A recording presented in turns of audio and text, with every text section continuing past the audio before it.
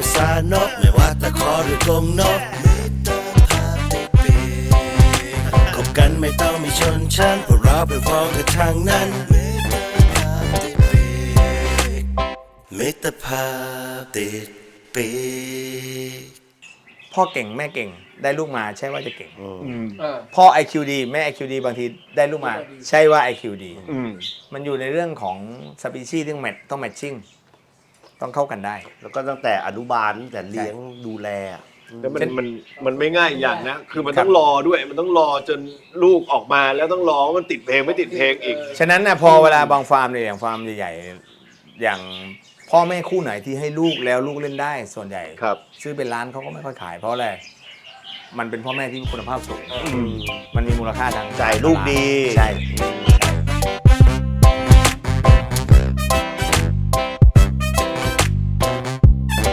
ถ้าเราทำฟาร์มแล้วอยากจะพูดว่าความสำเร็จคืออะไร2 สิ่ง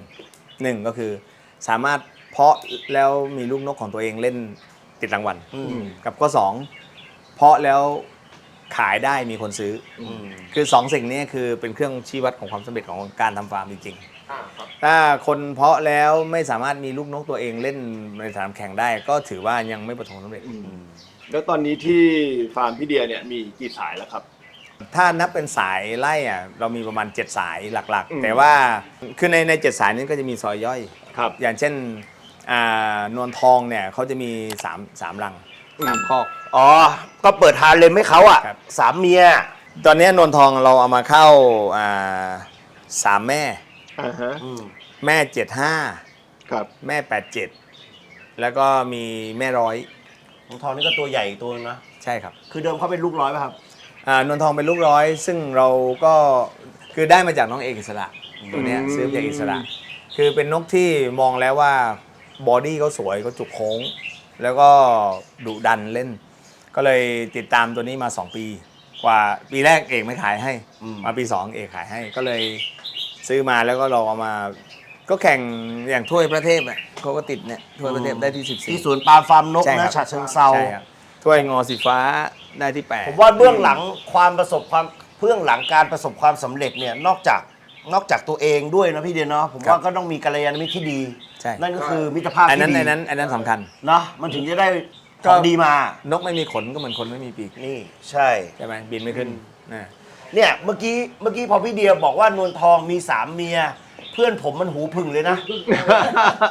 มันบอกว่าอยากเดียวก็ปวดหัวแล้วมันบอกว่าพี่เดียครับอยากจะมาผสมที่นี่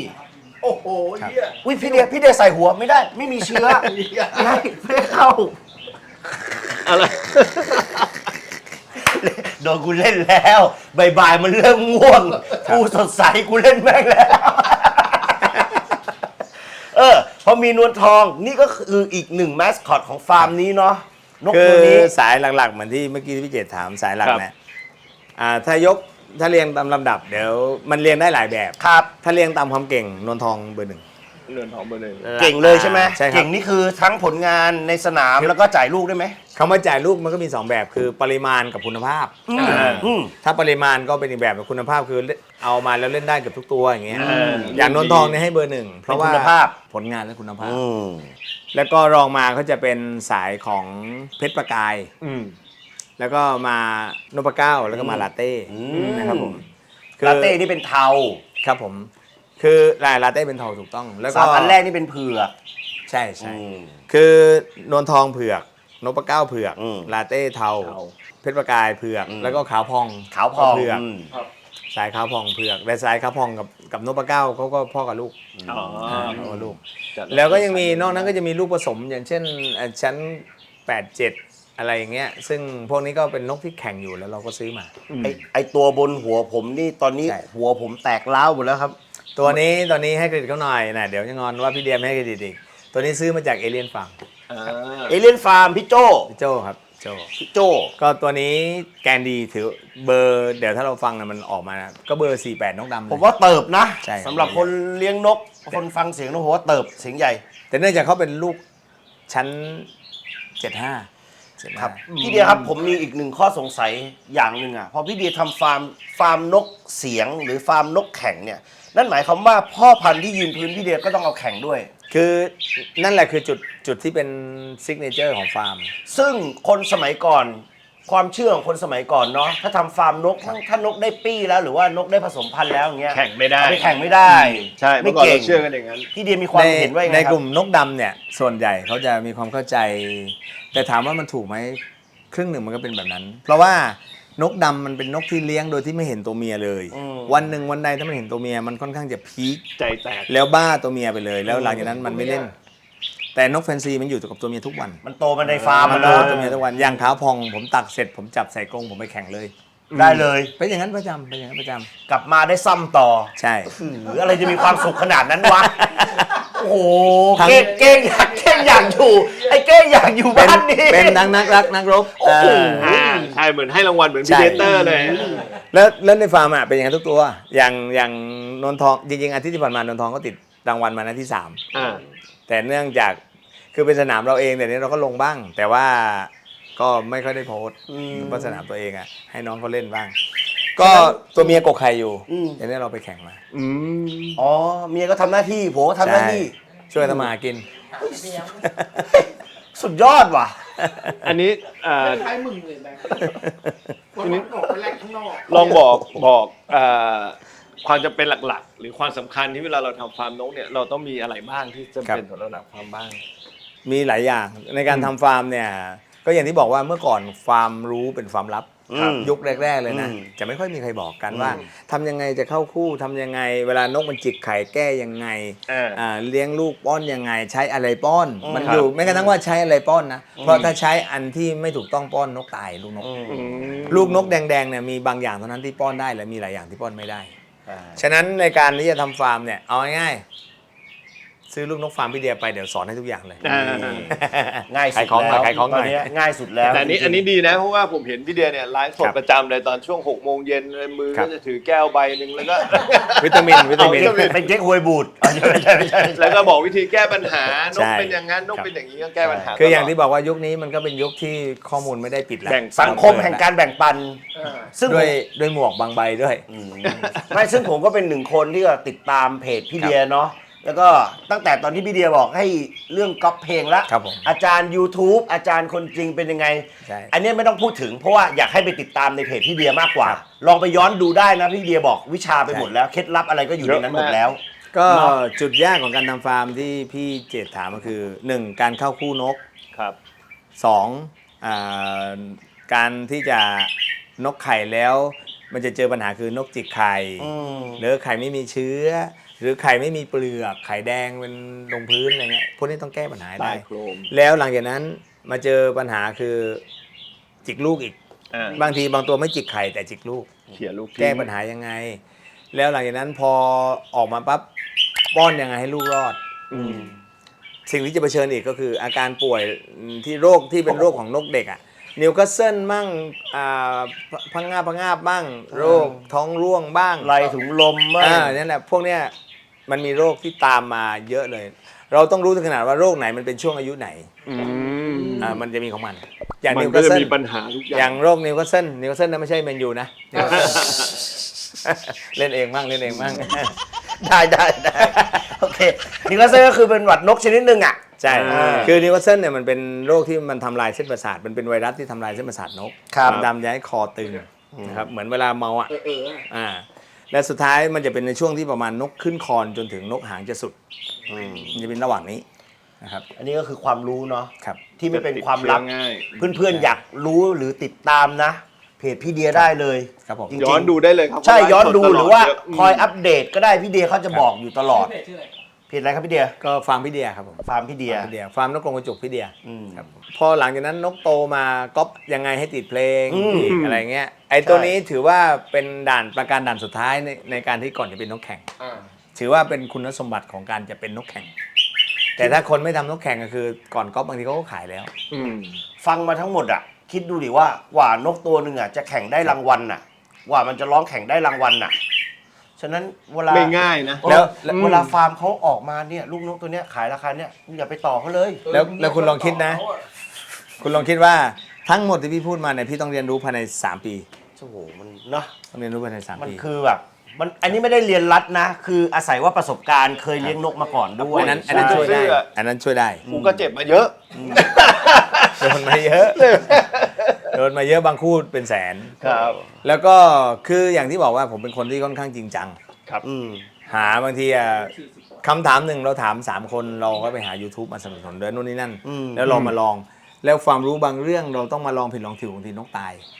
ต้องยอมบางค สิ่ รั้ ง ง มีชีวิตอะเนาะ ใช่ครับ อันนี้ผมถามนิดนึง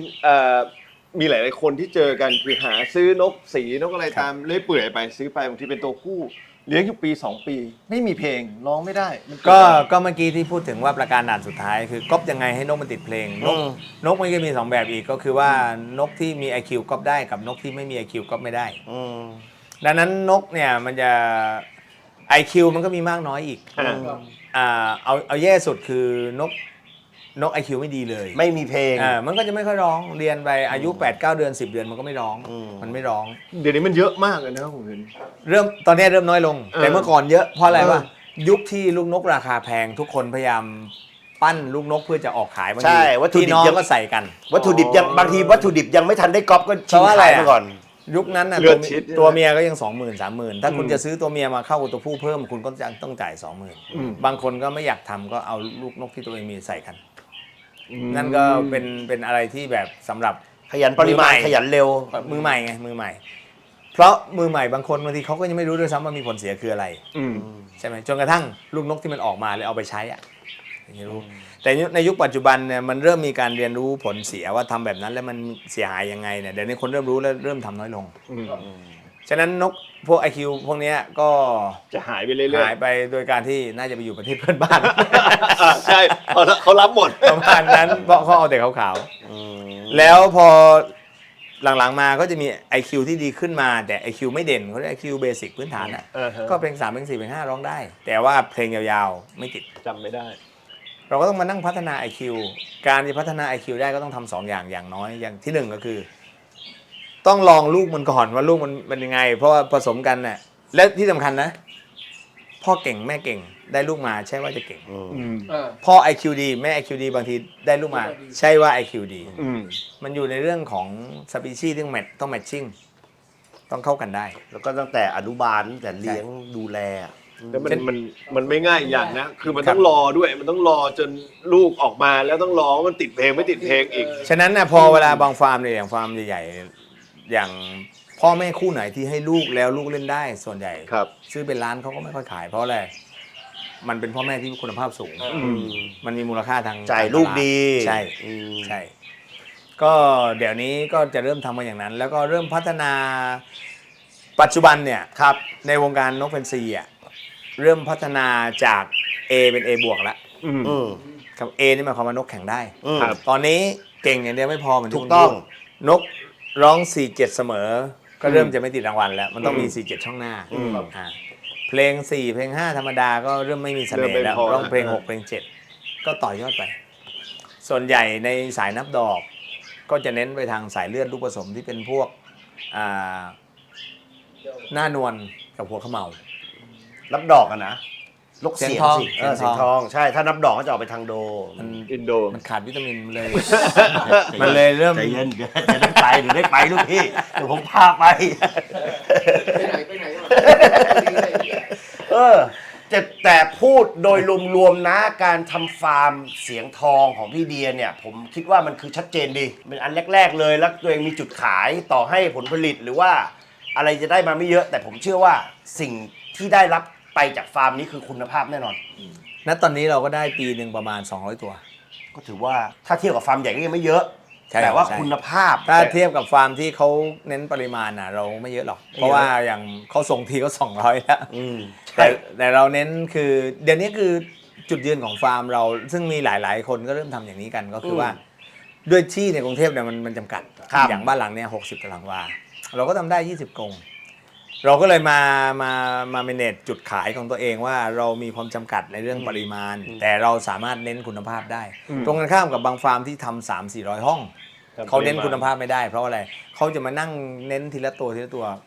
เขาต้องแบบทำรวมอย่างเดียว มันดูแลไม่ไหว ฟาร์มนี้นะ ผมยกให้เป็นฟาร์มตัวอย่างนะครับ สำหรับ ที่เขาเรียกว่าอุตสาหกรรมครอบครัวนะ ใช่ ใช่ มีครบทุกแผนก สามีทำหน้าที่มาร์เก็ตติ้งภรรยาป้อนนกเปลี่ยนอาหาร เก็บตังค์ด้วย เก็บตังค์ด้วย ใช่ อันนี้สำคัญเลย แฟนพี่เนี่ยเขาจะดูแลนกในฟาร์ม อ่า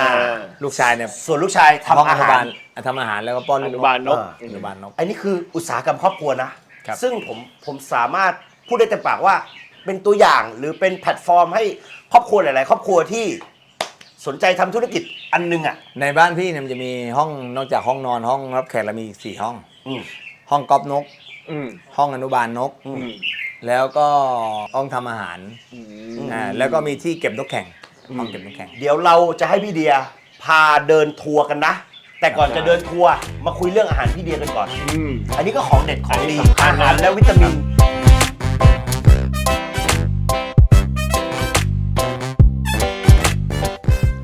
เอาละครับมาถึงอีกหนึ่งสิ่งที่เราจะไม่พูดถึงไม่ได้เลยนะฮะ เรียกว่าเป็นเบื้องหลังความสำเร็จ ครับ ของฟาร์ม ของฟาร์มนี้เลย สำคัญนะ ใช่ ครับ กองทัพต้องเดินด้วยท้อง นักรบของเราก็ต้องมีอาหาร ลองไหมสักเม็ดไหม เดี๋ยวลิก นะพี่ เดี๋ยวลิก ได้ผมกินได้นะ อันนี้ ถ้านก อั กิ น น นี้ ได้ จะ ผม กินอันนี้ขนล่วงเลย จริงเหรอคนล่วงอยู่แล้วนะเนี่ยคนล่วงอยู่แล้วเนี่ย ถ่ายง่ายถ่ายไว โธ่พี่เดียยังไงครับทำไมถึงต้องทำอาหาร ครับ ทำวิตามิน เท้า เลี้ยง ฟาร์ม แล้วก็จำหน่ายด้วย เท้าฟาร์มไปนิดนึง อืม จำได้ไหมยุคแรกๆที่เราเล่นเสียงทองยุคแรกอะ ครับ พวกเราอะด้วยความเป็นวัยรุ่นเนี่ย อืม ร้อนวิชาเราชอบลองทำอาหารกัน ใช่ นะ ผสมอาหารกันเอง ที่เจ็ดเคยไหม เคย อย่าง เป็น เช่น เรื่องปกติเลยคนเลี้ยงนก อะไรบ้างยุคนั้นเขาบอกว่าใส่แกงส้มบ้างอะไร น้ำผึ้ บ้าง ง น้ำ น้ำผึ้ ผึ้ ง ง ต้องมี พริกแกงส้ม พริกแกง ใช่พริกแกง อะไรอีกอะไข่อย่างเงี้ย ดีปี นั่นแหละ ถ้าเป็นหลวงอ้อไข่เต่าไปหลวงอ้อ ใช่หลวงอ้อไข่เต่า เออ ก็ ก็เริ่มมาตั้งแต่ตอนนั้น ด้วยเมื่อก่อนเราชอบทำกันอย่างนั้น อย่างตอนเล่นตีมอร์อะเนื่องจากว่าตีมอร์เนี่ยเขาก็อาจจะมีส่วนหนึ่งด้วยว่ากินอาหารที่พี่ทำมันเลยค่อนข้าง เสถียร เสถียรและพีคแล้ว เมื่อก่อนอาหารยุคแรกจะมีข้อเสียบางยี่ห้อ พอเรากินมากขนมันจะแห้ง อ่า แล้วมันทำให้นกถ่ายไวพี่จำได้ไหมแล้วมันจะเล่นได้ช่วงเวลามันสั้น เราก็เลยพยายามดูแล ยิ่งนกเก่งเรายิ่งอยากให้มันเล่นนานๆ ใช่ ก็เลยคิดสูตรอาหารทำขึ้นมาใช้ตั้งแต่สมัยนั้นแล้วแต่พอวันหนึ่งพอเรามาทำฟาร์มเนี่ย ตอนนั้นทำเองใช้เองชิมเองทุกเม็ดนะฮะ ก็ให้ข้างบ้านชิมให้ ชิมบางเม็ดหรือชิมบาง ลิ เม็ ก ด ไหมข้างบ้านลิกไหมข้างบ้านลิกเลยครับ เล็กเลยรำเลย พาไปทางนั้นเรื่อยเลย จนมานี่ลงตัวที่ตั ก็ วนี้ พอกลับมาเล่นนกรอบ2แล้วมาทำเขาเรียกนกเฟนซีเนี่ย ครับ ครับ ขี้เกียจทำอาหารตอนแรกนะก็ไม่อยากทำอาหารรู้สึกว่าขี้เกียจอ่ะก็ไปซื้ออาหารเข้ามาใช้ อืม แต่ปัญหาของการที่เราซื้ออาหารคนอื่นมาใช้บางครั้งเนี่ยเหมือนว่าที่เราเห็นมาคุณภาพเขาไม่ค่อยคงที่ บางครั้งได้มาบางล็อตก็สีแดง สีเข้ม ใช่ก็เลยแล้วทีเนี้ยเราก็เลยมานั่งคุย ตอนนั้นยังไม่ได้คิดจะทำเกี่ยวกับฟาร์ม อืม ก็มีทีมงานก็มีผมมีน้องเค มีน้องพีทสมัยนั้น แล้วก็มีใครอีก 3-4 คนอยู่ในทีมงานเล่นนกดำที่ยังไม่ทันทำแฟนซีเป็นรูปร่างอ่ะ ก็เลยคิดว่าเราทำอาหารใช้เองดีกว่า ก็เลยวันหนึ่งก็เลยมาคิดอันแรกเลยคือสูตรเลี้ยง สูตรเลี้ยง ส่วนเลี้ยงก็คือตัวนี้นะฮะ ใช่ครับ สีเขียวนี่นะ ก็วันหนึ่งก็ถ้าเพื่อนๆจำได้นะตอนนั้นผมทำอยู่ประมาณสัก3 โล แล้วก็เอาไปตั้งไว้ตรงนั้นนะแล้วก็ถ่ายรูปบอกว่า ใส่อาหารเราเองพอนกมันได้กินไปตั้งที่2 อาทิตย์นะเหมือนนกมันสดนกมันร้องดีก็เดินโพสเล่นๆไปว่าทำเองใช้เองก็สดดีเหมือนกัน นี่ คอมเมนต์ข้างล่างมาเลยพี่ขอถุงหนึ่งขอถุงหนึ่งขอถุงหนึ่งถุงหนึ่งยาวเลย เรื่องเลย เป็นเรื่องเลย ขอไม่ได้ดิ ใช่ ทีนี้ก็เลยก็พอทำเพิ่มอีก3 โล อืม ก็แจกให้คนละขีด2 ขีดก็ส่งไปให้น้องๆที่เขาขอ ครับ พอเขาใช้ไป พี่ใช้ดีมากขออีกทีนี้มันกลายมาเป็นอะไรมันไม่จบ ครับ พอท้ายที่สุดก็เลยมานั่งคิดว่าลองทำสูตรที่เป็นแบบเผื่อเราขายได้อย่างเงี้ยเราคิดอย่างนี้นะ ก็ทำไปประมาณสัก10 โลเลยรอบแรกรู้ไหมทำไม ครับ แจก จริงเหรอ 10 กิโลพี่ท เล่นแจกก่อน ำพี่ทำ10 กิโลในตอนเนี่ยถ้าเกิดว่าใครเคยใช้ชุดแจกลองเม้นหน่อย ทำ10 กิโลตอนนั้นแล้วก็ใส่เป็นถุงครึ่งขีดหนึ่งแล้วก็แจกประมาณสัก40-50 คน ครับ เพื่ออะไรรู้ไหมเพื่อทำรีเสิร์ชว่ามันมีข้อดีข้อด้อยตรงไหน อ่า เพราะตอนนั้นเราคิดอยากจะทำแบรนด์ใช่ไหมตอนนั้นผมเริ่มช่วยสนามพี่แรงจัดก็ใส่ทั้ง พี่แรงนักมวย ใช่ นักมวย ก็เอาไปแจกที่สนาม แล้วขอเขาว่า ขอเขาเรียกว่าอะไรอ่ะขอเป็นฟีดแบ็ที่เป็นเรื่องจริงเลย ว่ามีปัญหาตรงไหนดีตรงไหนด้อยตรงไหนขอข้อมูลจริง รีวิวมาเลย ใช้แล้วรีวิวด้วย เราต้องการเอามาแก้สูตร ก็มีคนบางคนใหม่ๆ ก็บอกว่านกไม่ค่อยกินอะไรเงี้ยขี้เหลวอะไรเงี้ยขึ้นราอะไรเงี้ยเขาก็จะมีฟีดแบ็กมาให้เรา ครับ เราก็มาปรับขึ้นราเรามาปรับเรื่องแพ็คกิ้งเรื่องของ การ ซื้อตู้อบ สำคัญ ซื้อตู้อบ สำคัญ ใช่แล้วก็ส่วนใหญ่มันเป็นขึ้นราก็ช่วงหน้าฝน มันชื้นนะครับความชื้น เรา สู ใช้ ง ตาก เรา แดด ตากแดดเอาผึ่ง ใช่ เอา ทีนี้มันไม่แห้ง แล้วอย่างขี้เหลวเราก็ไปเพิ่มบางอย่างลดบางอย่างใส่น้ำอย่างใส่น้ำผึ้งเยอะก็ขี้เหลวและน้ำผึ้งเนี่ยหลายคนเข้าใจคนที่ทำได้ก็ดีไปแต่ส่วนใหญ่แล้วบางคนบอกใช้น้ำผึ้งเดือน 5แล้วมันดี ผมบอกเลยน้ำผึ้งเดือน 5มันก็มีข้อเสีย จากที่เราเห็นนะเพราะน้ำผึ้งธรรมชาติกับน้ำผึ้งจิตรลดาจะมาต่างกันตรงไหนแล้ววะน้ำผึ้งธรรมชาติเนี่ยผึ้งมันกินอะไรก็ไม่รู้มันเลือกไม่ได้ มันคุมไม่ได้ บางสิ่งบางอย่างพอให้นกกินมันท้องเสีย อาหารที่เพิ่งเขากินไปนะเนาะ ใช่ นี่ถ้าเกิดไปได้น้ำผึ้งทางเหนือที่ดอกลำโพงออกนะ นกเมา ใช่ แล้ว ก็ ก็ ตอนหลังมาเราก็เลยเคยใช้อย่างนั้นมีชุดหนึ่งแม่ผมเนี่ยเขาตีผึ้งแล้วเอามาให้ที่ขวดใหญ่ๆเลย ครับ เราก็โอ้โหได้น้ำผึ้งเดือน 5มาอย่างดีใส่นกท้อง น้ำผึ้ง เสีย ป่า ตอนหลังก็เลยมาใช้น้ำผึ้งจิตรลดาอย่างเงี้ยน้ำผึ้งที่เป็นดอกลำไย อ่า ก็นิ่งหน่อยนิ่งแล้วก็ทำมา เราก็ทำอย่างเงี้ยมาแก้เรื่อยๆจนกระทั่งพอสุดท้าย ลงตัว ลงตัวเราก็ทำออกสูตรแรกก็เป็นสู เนี่ย ตรเลี้ย จากที่เพื่อนๆขอ ครับใช่ ตอนหลังๆก็เป็นขออายขาย ใช่ ใช้ได้ ถูกต้อง ในพวนี้ ถูกต้อง ก็เลยทำสูตรเลี้ยงพอทำสูตรเลี้ยงปั๊บถัดมาเข้าหน้าฝน อ่ะทีนี้ อันนี้สำคัญ น้องๆก็มาพิมพ์พี่เดียมีสูตรถ่ายไหมอ้าวสูตรถ่ายด้วยเหรอทำอีกเอาทำแบบเดิมอีกอ้าวสูตรถ่ายก็ทำจนกระทั่งมาเป็นสูตรถ่ายพอสักพักหนึ่งพี่เดียพอเราแข่งนกติดพี่อาหารสุดพี่มีสุดแข่งอะไรบ้าง ก็จากคำถามของเพื่อนสมาชิกเนี่ย ครับ ก็มาเรื่อยๆเดี๋ยวนี้ก็ พัฒนามาเรื่อย ใช่ครับกลายมาเป็นสูตรแข่ง สูตรแข่งและสูตรแข่งคูณ สูตรแข่งสูตรนี้ตอนแรกว่าเราตัวเนี้ยกลุ่มนกนับดอกเขาชอบอันเนี้ยคือพอเราทำสูตรแข่งเราใช้เนี่ยตอนหลังๆมาก็เราเริ่มมีตัวแทน ตัวแทนภาคใต้เกือบทุกจังหวัดตอนนี้เรามีเดี๋ยวนี้อย่างตัวแทนภาคใต้เขาจะแข่งนับดอกเขาต้องการพีคบางคนไม่ค่อยใช้น้ำหรือใช้น้ำน้อยเขาต้องการพีคลิกอ่ะพวกนี้ก็เลยบอกว่าพี่ขอแรงๆหน่อยเราก็เลยมาถึงจุดที่ว่าดับเบิลพาวเวอร์ คูณ2 ใช่ เข้าไป ก็เลย 2 อันนี้ร้องลิกเลย ใช่ประมาณนั้นก็คือ แต่อย่างสูตรเนี้ยเอกลักษณ์เลยเราเห็นเลยถ้าใส่กินเยอะบนหางดูน้องดู ไม่เหมาะสำหรับลูกนกนะเนาะเหมาะสำหรับนกแก่มากกว่าเพราะว่า คือน กแก่ดอกๆ สูตรเนี้ยไม่เหมาะกับนกวิ่ง ไม่เหมาะกับพวกนกดุไม่เหมาะกับพวก นกล้าน นกล้าน แต่จะดีกับนกดรอปด้วยนกดรอปที่แบบไม่ค่อยพีคใส่ให้กินมันจะขึ้น นั่งนิ่งๆซึมๆอ่ะ กินทุกวันหรือว่าเฉพาะช่วงแข่ง ถ้าเป็นนกแข่ง3 วันก่อนแข่ง 3 วันก่อน 3 วันก่อนแข่ง แล้วก็หลังๆมามีอีกบางคนบอกพี่นกมันอาหารไม่ค่อยกินมีแบบน้ำไหมเราเอาวิตามิน วิตามินตัวนี้ก็คือส่วนผสมที่อยู่ในสูตรแข่ง แต่ว่ามันเป็นหัวเชื้อ ครับ กินกับน้ำได้เลย ตัวนี้ เอาไปละลายน้ำ ตัวนี้ใช่ครับ ตัวนี้ใช้ได้ 2 ประโยชน์ ประโยชน์แรกคือใส่ให้นกแข่งกินกับประโยชน์ที่ 2 คือให้นกเพาะก็เหมือนกัน ยังไงครับ ให้นก ใช่ พอ อันนี้พอกินเข้าไปแล้วเป็นไงครับเพิ่มเชื้อ ลองขึ้นขว ไม่ ด ไม่ยังไงพี่เดียให้นกพอไงกินแล้วเชื้อเดิน เชื้อเดิน มีเชื้อ ใช่ มีกี่ขวดผมเหมา10เดี๋ยวผมเอาให้เพื่อนผม ครับ เพื่อนผมเชื้อไม่เดินเอากินเลย ห้องน้ำอยู่นู่นนะ เดี๋ยวก็เดือดร้อนเมื่อยมืออีกแม่ นอกจากวิตามินตัวนี้ก็จะมีอีกตัวหนึ่ง ใช่ครับ นี่ก็คือดีท็อก ตัวนี้ อะไรครับ เดี๋ยวพี่จะพูดให้ฟังว่า ครับ คือยุคนี้สมัยนี้วิธีผลิตอาหาร ในการที่ทำให้อาหารมันพีคกับโดยเฉพาะกับสูตรแข่งนะเขามีวิธีวิตามินส่วนใหญ่แล้วพี่จัดให้เองนะ จะมีอยู่2 ประเภท คือบางคนบางยี่ห้อเราไม่เอ่ยเขาว่าจะใส่พวกน้ำโดปลงไปปน ตกค้างเนาะ เพื่อจะให้มันพีคนกมันก็กินแล้วมันร้องลิกอ่ะแต่มันมีข้อเสียก็คือว่าเพราะน้ำโดปเนี่ยเวลาใช้ไปแล้วมันต้องล้างออกถูกไหมครับถ้าคนที่ซื้ออาหารไปใช้แล้วไม่รู้ว่าอาหารมันมีโดปอ่ะเขาไม่ได้ล้างพอไม่ล้างนกมัน ต จะ กค้างที่ตับ นกจะเป็นนกติดยา ตกค้างด้วยติดยาด้วย อืม ถ้าพอได้กินมันจะพีคพอไม่ได้กินมันง่วง อืม มันแบบเนี้ยเนี่ยง่วง ครับผมซึมแล้ว เอาตะขวด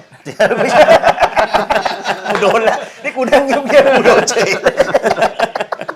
แต่สำหรับของฟาร์มที่ฟาร์มเนี่ยข้อดีของเราคือเราเป็นคนทำฟาร์ม อืม พอเราทำฟาร์มเนี่ยคนทำฟาร์มก็จะมีความเขาเรียกอะไรความช่ำชองในการใช้วิตามิน หรือความรู้เรื่องวิตามินมากกว่า เยอะ คนทั่วไป กว่า เพราะอะไรเพราะว่าคนทำฟาร์มเนี่ยต้องหาวิตามินมาสำหรับ ตลอด เร่งเชื้อสำหรับนก จำเป็นนะการเป็น ใช่ ของจำเป็นที่ต้องทำ ทุกขั้นตอนเลย ใช่ นกไข่ไม่มีเปลือกต้องเอาอะไรให้มันกิน อืม นกตูดซี่ต้องอะไรให้มันกิน ครั น บ กไข่2 ใบต้องอะไรให้มันกินเพื่อจะออก3 ใบ อืม นกที่เขาเรียกอะไรไม่ถ่ายขนต้องอะไรให้กิน อืม ครับ แล้วนกที่ว่าไข่แล้วไม่มีเชื้อต้องอะไรกินดังนั้นวิตามินในการทำฟาร์มเนี่ยเยอะมาก ครับ เยอะมากๆฉะนั้นวิตามินพวกนี้มันมาแปลงให้เป็น ลงตัว ลงตัวกับสูตรอาหารได้ ผมถามหน่อยว่า ถ้าเป็นอย่างสมมติว่าอย่างเราใส่ตัวเร่งเชื้อฮอร์โมนเพศให้เหมือนกับให้ไก่ให้อะไรเนี่ยไก่มันก็จะทับใช่ไหม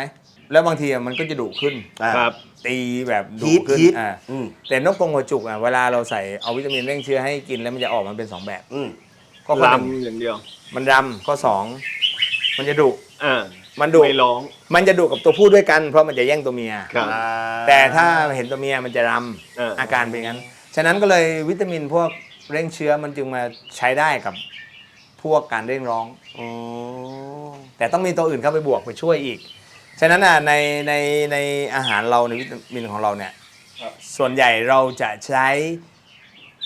ตัวกระตุ้นฮอร์โมนเพศผู้ ฮอร์โมนเพศผู้ เพื่อที่จะเป็นตัวเร่งร้อง เพราะว่าอะไรพอนกมันกินแล้วมันคึก อืม ฉะนั้นในพวกเนี้ยมันจะเป็นวิตามินกระตุ้นฮอร์โมนเพศผู้ไม่ใช่เป็นพวกโดปพวกนี้ก็เลยมาทดแทนตัวพวกนั้น เพราะนกหัวจุกมันเป็นนกร้องเนาะประกาศ ใช่ อาณาเขตของมันอยู่แล้ว ใช่ครับ เนาะเวลาทำการแข่งขันเนี่ยมันก็จะร้องมาเต็มที่ยิ่งตัวไหนเก่งๆอ่ะหรือว่าตัวไหนมีพลังเยอะๆอะมันก็ร้องได้เรื่อยๆอ่ะ คือมันเหมือนกับมันทะเลาะกันเพราะแย่งผู้หญิงกันเหมือนคุณสองคนนี่แหละ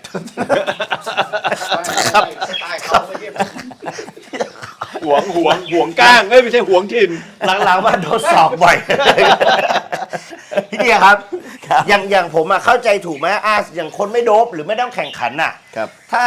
เลี้ยงผลไม้หรือเลี้ยงผักอะไรทั่วไปอะเนาะ ครับ บางทีมันมีสารตก ครับ ค้างมาจากผลไม้หรือผั ใช่ กอะผมว่าตัวนี้มันก็น่าจะช่วยได้ะ อันนี้มีคำถามมาจากเพื่อนสมาชิกคนหนึ่งผมจำได้มาเม้น บอกว่าพี่นกผมเนี่ยเหมือนกับใช้น้ำมาเยอะ แล้วก็เฉาทำยังไงไม่ขึ้นมีวิตามินตัวไหนบ้างที่แบบช่วยล้างสารพิษในร่างกายแล้วอยากให้มันสดกลับมาเล่นเพราะนกเขาบอกนกตัวนี้เขาซื้อมาราคาแพง ครับ แล้วก็ซื้อมาจากคนแข่งนก แต่พอมาอยู่บ้านเขาแล้วเหมือนมันเฉาอาการมันไม่ได้น้ำแล้วน้องคนนี้เขาเล่นน้ำไม่เป็น จนวันหนึ่งเราก็มาคิดเราน่าจะมีวิตามินสักตัวที่แบบไว้ล้างสารพิษในร่างกายนก เพราะตอนที่เราเล่นสมัยก่อน เราเอาบวบให้กิน ใช่ เจอนกขี้เขียวขี้ขาวได้ไหมพี่ บางตัวบวก ใช่ มียามา ใช่ นกล่วงเลยนะ ก็มีนะ ก็เลยไปดู YouTube อันหนึ่งเขาบอกว่ามันมีวิตามินพวกสารฟอกตับล้างลำไส้ฟอกไตไอ้พวกเนี้ยทำให้นกมันเหมือนได้รับการล้างสารพิษดีท็อกร่างกายอ่ะ ครับ ก็เลยไปเสิร์ชหาแล้วไปของต่างประเทศอ่ะเราก็เลยไปเจอตัวเนี้ยเราสั่งเข้ามา แล้วมาใช้ช่วงแรกเราตัวเนี้ยเราทำขายหลังสุดเลย ช่วงแรกใช้เองก่อน ล่าสุด ใช่ช่วงแรกเราใช้เองกับนกที่ว่าบางตัวเราเคยซื้อมากับนกใช้น้ำ ฮะ เอามาแล้วเราใช้ให้มันกินมันได้ผล มันทำให้นกสดขึ้น ถ่ายแล้วก็มันมีข้อดีอีกอันหนึ่งที่เราเพิ่งจะรู้ทีหลังว่า ถ้าใส่ปริมาณที่สูงเกินไปมันจะเร่งถ่ายด้วย นกมันสลัดขนมันสลัดขน ตอนหลังมาเราก็เลยมาได้สูตรอีกอันหนึ่งก็คือว่าใช้ สูตรถ่าย ใช้ตัวเนี้ยใส่น้ำให้กินในช่วงถ่ายขนเนี่ย คู่กับนี้ คู่กับถ่ายดี ก็ มาก ถ่ายดี ถ่ายไวมาก ถ้าสมมติเราใช้ลักษณะการล้างฟอกก็คือดีท็อกร่างกายธรรมดาทั่วไปก็ 10 หยด 10 หยดกับน้ำ1 แก้ว เนี่ยมีคู่มือบอกไว้อยู่แล้ว ใช่เราเขียนไว้ครับ แต่ถ้าเราต้องการกับนกไทยอย่างเงี้ยบางทีอาทิตย์ยังให้กิน2-3 ครั้ง เราก็ใส่ประมาณ15 หยด อืม แล้วก็ขนมันจะร่วงดี อืม ผมเคยลองคือนกตัวที่บางตัวที่ถ่ายแล้วค้างถ่ายไม่เกลี้ยงใช้ตัวนี้อัดเข้าไปมันออก อืม มันออก อันนี้ก็เป็นอีกหนึ่งผลิตภัณฑ์นะครับผมจากฟาร์มพี่เดียเนาะสำหรับเพื่อนๆที่สนใจนี่ยังไงพี่เดียติดต่อได้ทางไหนครับ ครับ ก็ เวลาจะสั่งอะ เรามีเพจ อืม คือถามว่าเราไม่โฆษณาแต่ลูกค้าใช้ตลอดเพราะส่วนใหญ่แล้ว ของดีอ่ะ เป็น ของ ลูก ดี ค้า มันบอกตัวเองอ่ะ ใช้ตลอดใช่ ใช่ของดีมันโฆษณาตัวเองอยู่แล้ว เป็นลูกค้าประจำ ก็อย่าลืมนะฮะ คนที่เป็นลูกค้าประจำอยู่ก็สั่งกันได้เหมือนเดิม ส่วน ใช่ ใครที่สนใจก็ทางเพจฟาร์มพี่เดียเลย ใช่ไม่ inbox มาถาม ตัวนี้ ได้เลย เราทำเพจอาหารก็คือชื่อว่าอาหารนกกรงหัวจุกพี่เดียตามนี้เลย พี่เดีย ชื่อตามชื่อซองเลย เมื่อกี้ลูกคั่วเสร็จแล้วก็แพ็คเมื่อกี้ ใช่ เดินออกไปส่งละ ใช่ครับ สามลังใหญ่เดินออกไปส่งละ แล้วเมื่อกี้ก็มีขนส่งมารับ อ๋อ จะ ใช่ มี ใช่ สุด นี่เห็นไหมอย่าลืมติดตามกันนะเพื่อนๆทางเพจฟาร์มพี่เดียเนาะก็สั่งกันได้นะฮะไม่ว่าจะเป็นอาหารสูตรแข่งทั้ง 2 สูตรแล้วก็ คือสั่งมา เลี้ยงสูตรไทย ที่ผม ขน ก็ได้สั่งมาที่ผมก็จะ นี่อันนี้เป็นวิตามินสูตรแข็ง นี่ ใช่ครับ ใช่ และที่สำคัญจะบอกเพื่อนๆว่า เราไม่ได้รับเงินโฆษณาอะไรเลย ใช่ นะ ใช่ เราช่วยกันประชาสัมพันธ์ของดีเราก็บอกต่อ และที่สำคัญมันคืออีกหนึ่งหน้าที่1 บทบาท 1 อุตสาหกรรมครอบครัวของพี่เดียเนาะ อีกอันหนึ่งที่เราไม่ได้เผยแพร่ แต่ว่าเราให้เฉพาะในทีมงานก็คือสูตรฟาร์ม สูตรฟาร์มอีก ใช่ มีสูตรฟาร์มด้วย สูตรฟาร์มนี่ คือ ทำะไร พวกเนี้ยเราทำให้ทั่วไปสำหรับคนเลี้ยงนก อ่า คือพวกนี้ก็เอาไปบำรุงได้หมดสูตรคนทำฟาร์มก็ไปใช้ได้หมด ครับ แต่สูตรฟาร์มมันจะมีวิตามินบางตัวที่ค่อนข้างสูงราคาสูง แล้วเราทำตัวนั้นจะมี อันนี้เหมาะกับอะไรสูตรฟาร์มเหมาะกับคนทำฟาร์ม ถูกต้องก็คือว่าเร่งไข่ดก แล้วก็ไข่ไม่มีเชื้ออะไรพวกเนี้ยไข่ที่ไม่มีเปลือก อืม ที่เป็นไข่พี่เคยเจอปัญหาคือนกไข่แล้วไข่แดงหยด อ พื้ อก น มาเป็นไข่แดงเลย ก็คือมันขาดแคลเซียม ขาดแคลเซียม นกฟาร์มเนี่ยมันไม่เหมือนนกในธรรมชาตินกในธรรมชาติไข่ปีละกี่รัง2 ข้อ สองล 2 ข้อเต็ม ำห ที่ น้า เลย ฝน มันก็จะมีช่วงพักฟื้นร่างกายที่เขาจะสามารถสะสมสารอาหาร แต่นกฟาร์มมันไข่ทุกเดือนละรังเดือนละขั้นต่ำ อืม แล้วการผลิตแคลเซียมมันสูงกว่าโปรตีนมันต้องใช้เยอะกว่า แล้วนกแถมยังอยู่ในที่ร่มไม่โดนแดดอีกโดนแดดน้อย วิตามินดีจากแดดเนี่ยมันจะสังเคราะห์แคลเซียมให้นกเอาไปใช้ได้ ใช่ แต่ถ้าพอไม่โดนแดดพวกเนี้ยแคลเซียมที่เราใส่ไปมันใช้ไม่ได้เลย บอกได้เลยว่าฟิตไม่ฟิตไม่รู้อ่ะ แต่เมียลาเต้คอกที่แล้วอ่ะ4อ่ะ ใช่ มีเชื้อหมดอ่ะ ใช่ทั้ง 4 ตัวเลย 4 ตัวเลยอ่ะ เอามา4ตัว โหดจัด แล้วก็พวกเนี้ยพอเป็นอย่างเงี้ยในสูตรฟาร์มเนี่ยก็จะต้องมีวิตามินมากไปกว่าสูตรพวกนี้ ซึ่งในสูตรฟาร์มเนี่ยผมไม่ได้จำหน่ายแต่ทำให้เฉพาะในทีมงาน เอาแล้วถ้าเกิดมีฟาร์มใหม่ๆ เพื่อนๆสนใจ ส อน ย่าง ใจ เงี้ย อะไรอย่างเงี้ยนะครับ หลังไมค์มาได้เนาะ ก็หลังไม่มาได้ครับลองดูอะไรแบ่ง คุย ปั กัน น ได้ ได้ แบ่งปันกันได้ คือ ไม่ก็ติดต่อไปที่เพจพี่เดียเลยก็ได้ ใช่ บอก ก็ ไปเลย อย่างน้องหนึ่งนครน่ะที่เขารีวิวมาหน้าเฟซไหม อืม เขาใช้อยู่ก็ลูกดกจนบ่นเลยเนี่ยป้อนไม่ทัน เสียดาย ครั ว่ะ บ ให้แบงค์ ผมน่าจะรู้จักพี่เดียก่อนนี้นะ แม่งแต่งงานมาจนไม่มีลูกแล้วตอนนี้ยังไม่มีอยู่เลย ไม่มีวิ ต้อง ธีทำฟาร์มอ่ะ ไอ้ เห็นแม่ใหม่เหี้ย สองคนนี้ไม่มี เดี๋ ลู ยว กไม่มี เก่ง ลูกเดี๋ยวต้องให้สอน เดี๋ เดี๋ ย ยว วสอนวิธีทำให้ เดี๋ยวต้องให้เก้งพาไปดูไข่มีเชื้อเปล่า ไม่เห็นแม่ใหม่มีแม่ใหม่ ไปดูไข่มีเชื้อไหม เอาละครับเพื่อนๆ นี่เป็นแค่ส่วนหนึ่งเนาะยังมีอีกหนึ่งไม่ใช่หนึ่งอีกหลายบทบาทหน้าที่ของพี่เดียในวงการนี้นะ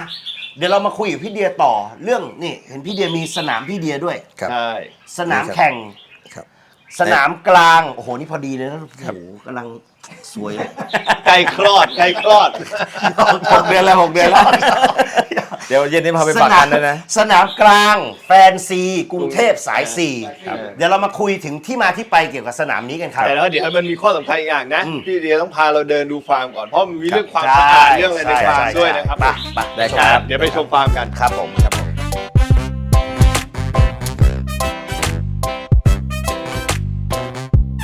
แล้วลาเต้แล้วอยู่ ลาเต้ ซ้ายมือ ใช่ครับ เห็นไหมตัวนี้ตัวใหญ่จริง ใช่ครับใหญ่ครับไซส์ อายุ ใญ่ เท่าไหร่แล้วครับตอนนี้ ลาเต้ตอนนี้กำลังจะเข้า2 ปีเต็ม อย่างเจ้าลาเต้ตีในเลสสีเทานี่คือเทาท็อป เทาอ่อนครับ เป็นเทาอ่อน หัวจะเข้มกว่าตัวหน่อย แต่เป็นเทาอ่อนที่สีสวย แต่ว่าถ้าเป็นสีหัวถ้าอ่อนมากกว่านี้ก็จะตีเป็นท็อปแล้ว เทาท็อปก็คอกที่ผ่านมาเดี๋ยว โอเค ที่มีพ่อเป็นเทามองเมื่อกี้ ถ้าเทาอ่อนก็คือสีตัวเทาอ่อน แต่หัวก็จะเข้มกว่านิดนึง นิดหนึ่งใช่ครับห้องนี้ก็จะเป็นห้องอนุบาลลูกนกครับแล้วก็นี่การเช็คเพศเลยเป็นตัวผู้ อันนี้รอเช็คเพศแล้วก็มีที่เล็กๆอย่างเงี้ย อันนี้เลยโอ้ เนี่ย ชูคอกันสลอนเลย นะครับครับสมบูรณ์ไซส์ดีครับ พูดคุยพูดจาภาษานกไม่ว่าตะขอหรือกรงนกมิตรภาพติดปีกค กันไม่ต้องมีชนชั้นเพราะเราเป็นพ้องกันทางนั้นมิตรภาพติดปีก